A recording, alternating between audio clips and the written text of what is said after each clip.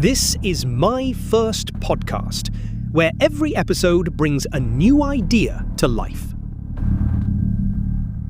So, I have to ask, did you ever think we would be sitting here in 2026 discussing an absolute war of words between Charley Crockett, Jack White, and a satanic doo-wop group? Absolutely not. I mean, if you had handed me that headline 3 weeks ago, I would have assumed it was generated by some kind of absurd indie rock Mad Libs generator. It is real, though. It is very real. And honestly, the whole thing started over something that seems almost mundane on paper. Charley Crockett, who has built his whole reputation on this fiercely independent, traditional outlaw country aesthetic, dropped Twin Temple from his tour lineup. And Twin Temple, for anyone not familiar, they describe themselves as a satanic doo-wop duo. Right. They do the whole aesthetic. The robes, the occult references, set to vintage 60s soul and doo-wop rhythms. So Crockett pulls them from the bill. And according to Charley, it was just a simple decision about tour fit and audience expectations. But then the media gets a hold of it, Twin Temple puts out their take, and enter Jack White from Third Man Records. Right. Jack White steps into the arena by posting 80s song lyrics on Instagram aimed directly at Crockett. I think he quoted 80s pop lyrics to mock Crockett for being narrow-minded or dramatic about the whole thing. And Crockett did not take that lying down. He fired back with a remarkably defiant message, letting Jack White know he is not backing down in their ongoing beef. Crockett basically alleged that Twin Temple, the music press, and Jack White himself were exploiting a routine scheduling and vibe decision for personal gain and media clicks. Which brings us right to the fundamental question here, doesn't it? Where does a headliner's right to curate their own show end? And where does theatrical genre bending get protected? I mean, look at Jack White's perspective. Third Man Records is built entirely on the idea that rock and roll is an elastic, weird, theatrical space where you mix blues, garage, punk, and performance art. To Jack, dropping a band because of their theatrical gimmick looks like narrow-minded genre policing. Okay, but hold on, Oliver. Let us talk about what it actually means to build a country show. Charley Crockett plays to traditional country fans, people who care deeply about a specific atmosphere, a certain authenticity of staging. If you put a satanic doo-wop act right before an outlaw country set, you are fundamentally altering the experience for the ticket holder who paid $60 to sit in that venue. Crockett is not censorious for wanting his opening act to complement the main event. That is just basic tour management. Is it just basic tour management, though? I mean, I remember going to a concert a few years back. It was a heavy post-rock show. Very moody, atmospheric, full of long instrumentals. And the promoter, for reasons only known to God, decided to open with a hyperactive electro-pop comedy rap act. The energy in the room was completely destroyed before the main band even tuned their guitars.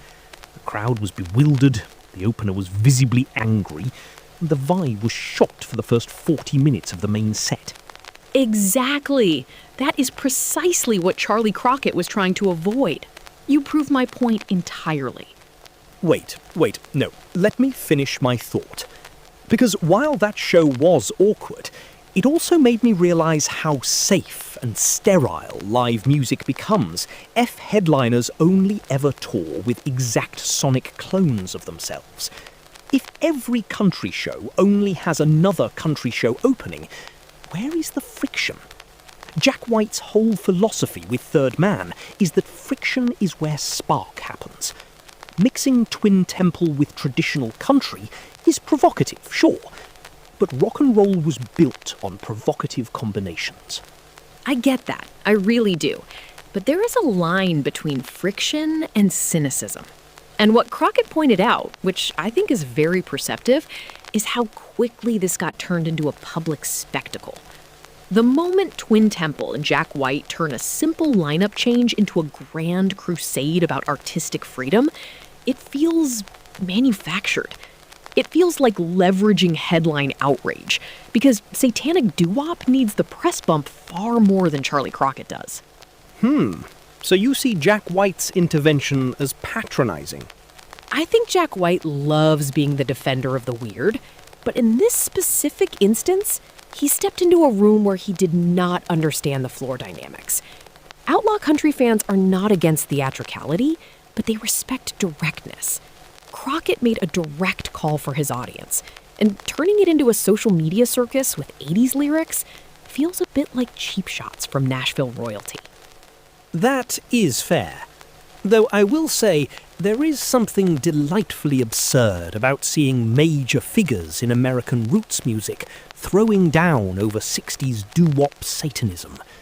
It proves that despite streaming algorithms flattening everything into quiet background playlists, people still care passionately about who stands on what stage and why. Oh, absolutely. If nothing else, Charley Crockett proved he will not be pushed around by industry heavyweights, and Jack White proved he is still paying very close attention to every corner of the independent scene. Now, speaking of clashes and industry heavyweights, let us shift to a legal fight that sounds like something straight out of an intellectual property textbook. Metalcore veterans Demon Hunter are currently in the process of suing Netflix. And the reason for the lawsuit is the upcoming 2025 animated feature film titled K-pop Demon Hunters, right? Precisely. Demon Hunter, who have been touring, releasing albums, and building a massive brand in the heavy music scene for over 2 decades, are asserting that Netflix using K-pop Demon Hunters for a massive global movie property infringes on their trademark and creates immediate market confusion. This is such a messy intersection of corporate streaming brute force and niche brand equity. Because on one hand, Demon Hunter feels like a fairly generic combination of 2 English words. You hear Demon Hunter, you think video games, fantasy fiction, folklore. But on the other hand, inside the music and entertainment ecosystem, Demon Hunter the band has held registered domain names, merchandise lines, and album trademarks under that exact name since the early 2000s. Right. And when a streaming titan like Netflix drops a high-budget movie titled K-pop Demon Hunters, what happens when you search Demon Hunter on Spotify, Google, or YouTube? The band's search results get completely buried under movie trailers, soundtrack singles, and algorithmic recommendation floods. That is real commercial harm for an independent metal band whose livelihood depends on digital discoverability. It is the classic David and Goliath dynamic. But Netflix is likely going to argue that K-pop acts as a clear modifier, distinguishing the movie's subject matter from a heavy metalcore band. The question for the courts will be whether a consumer looking for heavy metal records could reasonably be confused by an animated K-pop film, which, on the surface, feels unlikely. But in search engine optimization terms, the overlap is devastating. It truly is. Now, while Demon Hunter is fighting to protect their name from being crowded out, another classic band is fighting to keep their music alive after devastating losses. We have to talk about ZZ Top. Yeah, this story is heartbreaking, but also remarkable. ZZ Top recently lost their longtime drummer, Frank Beard, and this comes just 4 years after the death of their iconic bassist, Dusty Hill. Members of Guns N' Roses, Foghat, and Rage Against the Machine have all been paying tribute to Frank Beard over the past day or 2. But what really caught my attention was Billy Gibbons confirming that ZZ Top will actually keep touring despite Frank's passing. And according to Billy Gibbons, that decision was not made lightly. Gibbons explicitly stated that continuing to tour is exactly what Frank Beard wanted, just like Dusty Hill explicitly asked them to keep the band moving forward with Elwood Francis on bass before Dusty passed away. And here is where I find myself deeply torn, Claire. I love ZZ Top. Everyone loves ZZ Top. But when you lose the entire original rhythm section, when the only original member left standing on that stage is Billy Gibbons, is it really still ZZ Top? Or does it become a very high-end, official tribute act? Oh, come on, Oliver. Billy Gibbons is the tone, the guitar, and the voice of ZZ Top.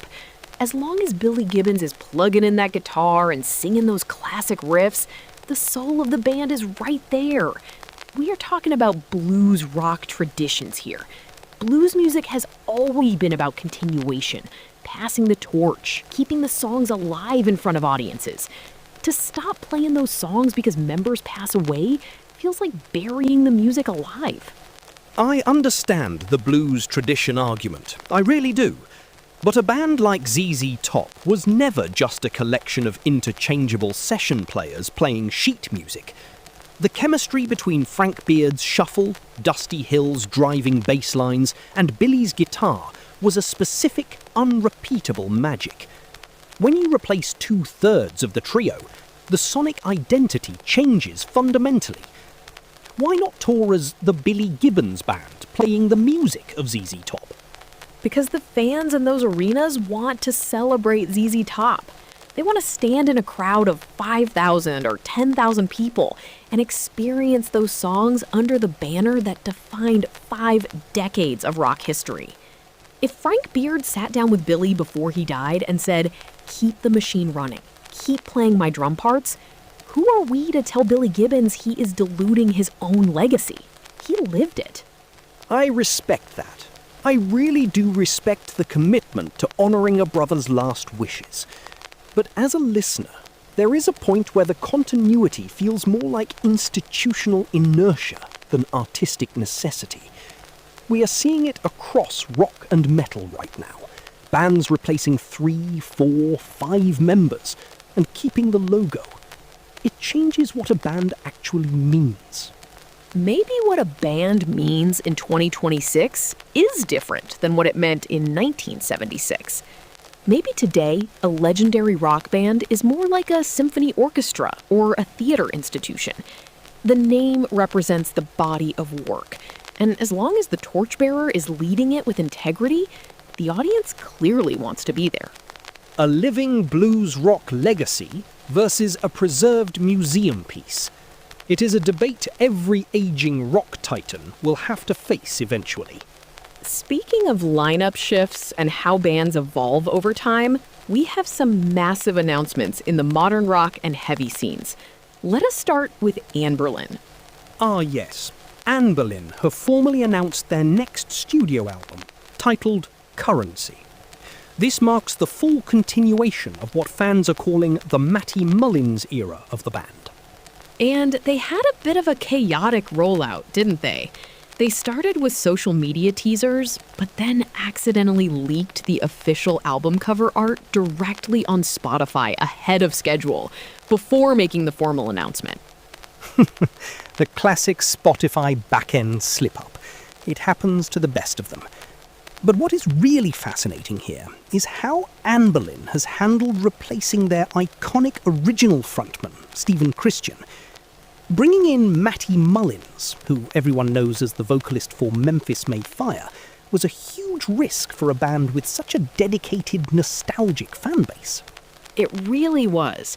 And while Anberlin is moving forward into this new era with Currency, we are also seeing heavy acts like Wage War dropping absolute bangers. Wage War just released a new heavy track called Sweet Dreams, after dropping a couple of cryptic teaser videos on social media over the past week. Wage War is on absolute fire right now. But hold on, before we jump into Wage War, I want to talk about sludge supergroup Down, because this story blown my mind today. Down has announced their first new studio album in 19 years. 19 years! That is nearly 2 decades since their last full-length studio project.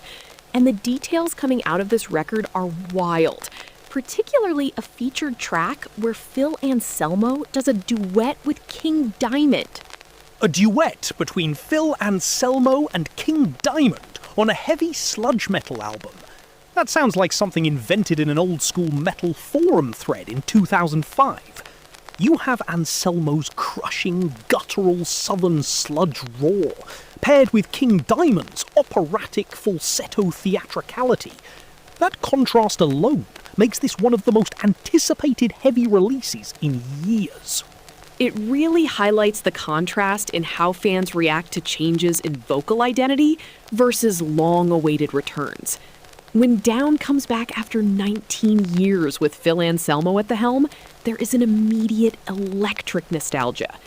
But when a band like Anberlin replaces Stephen Christian with Matty Mullins, fans are forced to negotiate their entire relationship with the band's identity.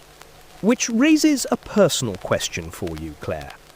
How do you personally handle it when a band you grew up with replaces its lead singer? Does your loyalty stay with the instrumental songwriting, or is the voice so central that once it changes, it becomes a different band in your head?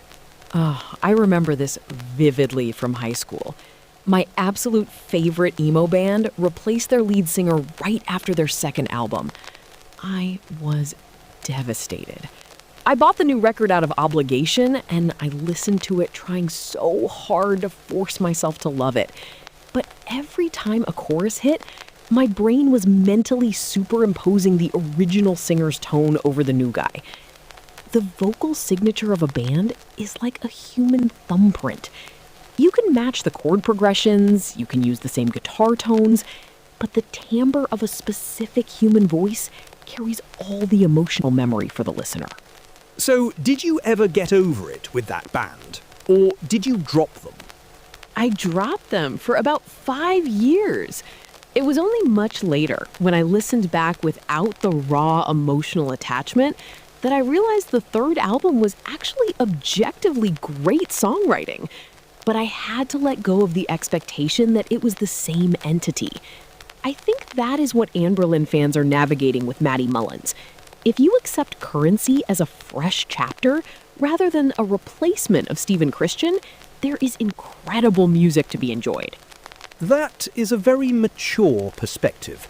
Though I will say, with Down, having Phil Anselmo back, with King Diamond joining in, means fans do not have to make any mental compromises.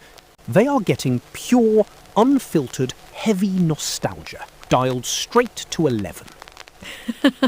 Absolutely. 19 years is a long time to wait, but that duet might just make it worth every single year. Let us pivot from heavy riffs to heavy tabletop lore. Wizards of the Coast has been making some significant moves recently, expanding Dungeons & Dragons into major crossover and digital spaces. Right. First up, we have the Dungeons & Dragons x Stranger Things. Welcome to the Hellfire Club box set, which recently hit shelves. This set features a collaboration between artist Butcher Billy and Wizards of the Coast's managing game designer for D&D, Justice Ramin Arman. And beyond the physical tabletop releases, Wizards of the Coast also announced that industry veteran Stig Asmussen is leading his studio, Giant Skull, to develop an original AAA Dungeons & Dragons action-adventure video game. Now, that Stig Asmussen news is massive. Asmussen was the director behind Star Wars Jedi Fallen Order and Survivor at Respawn. Bringing someone of his caliber in to build a brand new single-player narrative action game set in the D&D universe shows just how serious Hasbro and Wizards of the Coast are about converting tabletop IP into digital gaming blockbusters.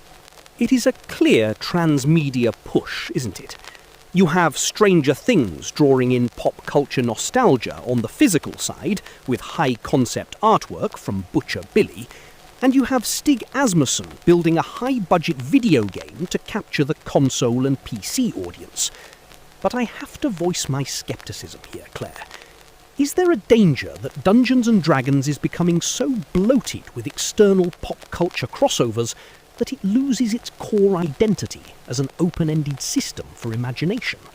Oh, Oliver, come on. Dungeons & Dragons has always been a sponge for pop culture.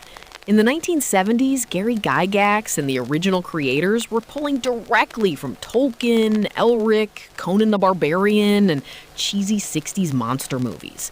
The idea that D&D was ever some pure, uncorrupted vacuum is a complete myth. Bringing in Stranger Things or hiring top-tier game directors like Stig Asmussen simply updates the cultural entry points for a modern audience. Pulling inspiration from fantasy literature to build a rulebook is fundamentally different than selling pre-packaged nostalgia boxes co-branded with a Netflix show. When you buy a Stranger Things Hellfire Club set, you are not inventing a world with your friends at a table.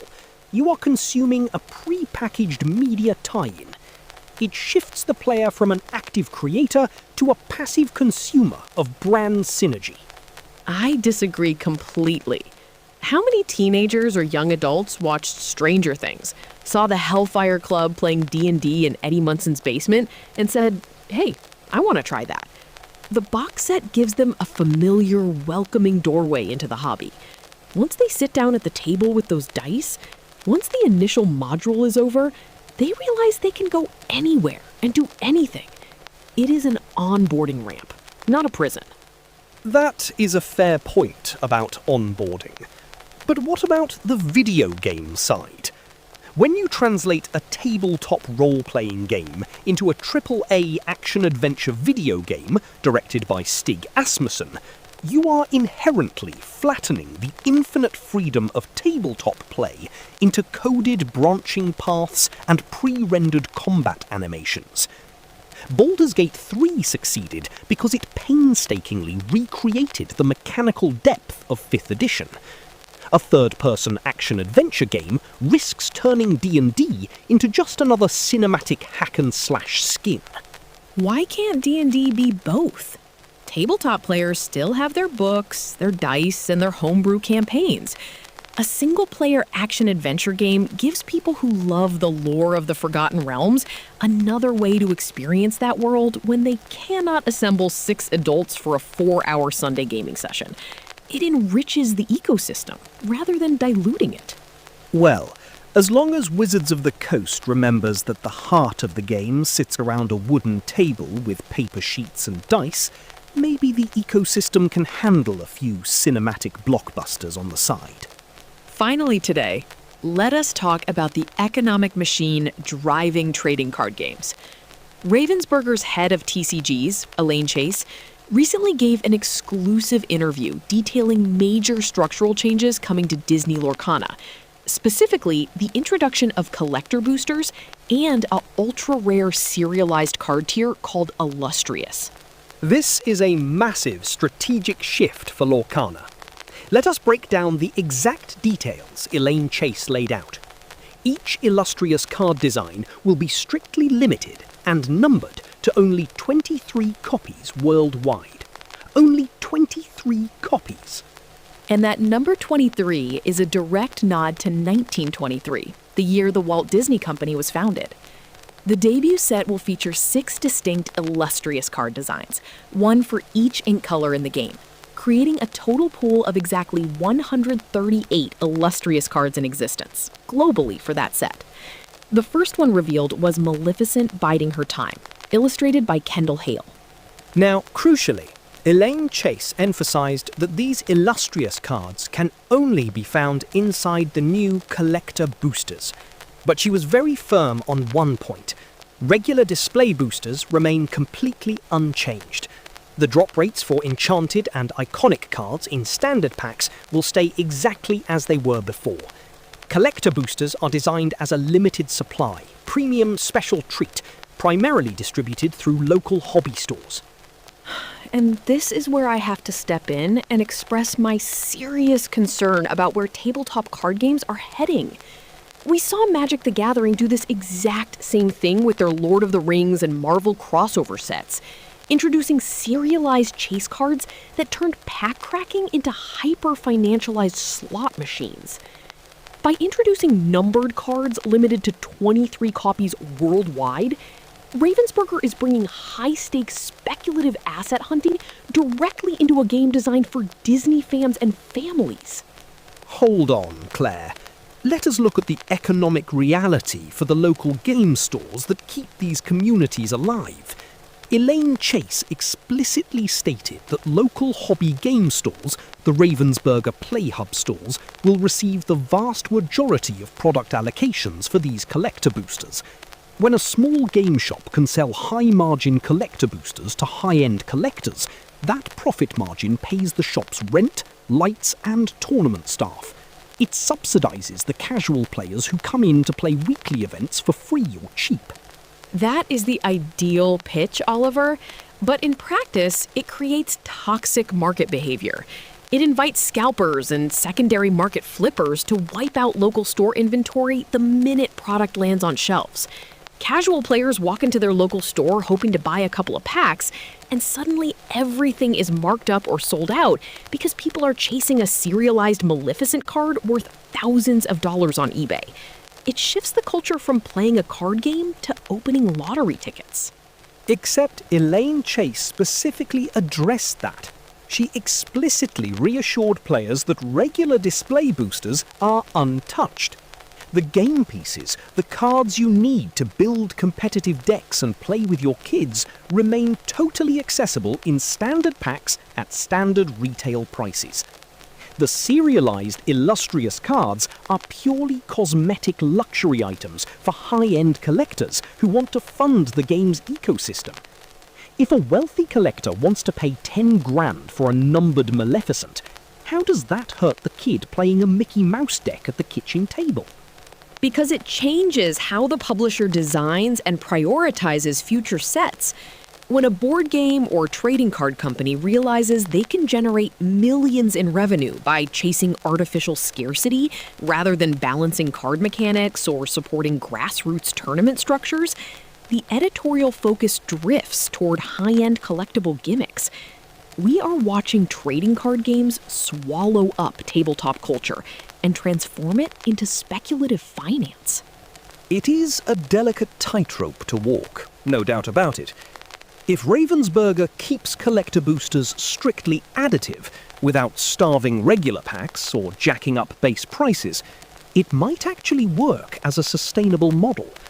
But if the line between game piece and financial asset blurs too much, the soul of the game gets lost. Exactly.